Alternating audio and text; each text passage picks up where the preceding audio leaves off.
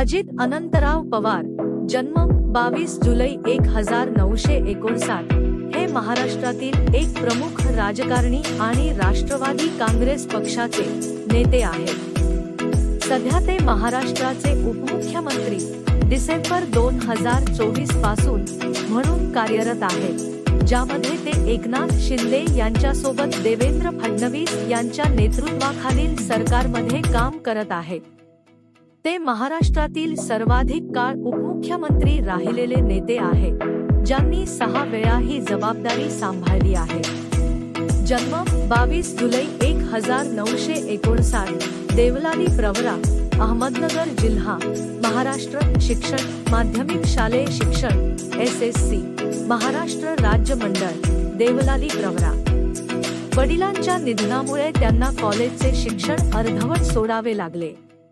वडील अनंतराव पवार, शरद पवार यांचे मोठे बंधू, पत्नी सून पवार, मुले पार्थ पवार आणि जय पवार।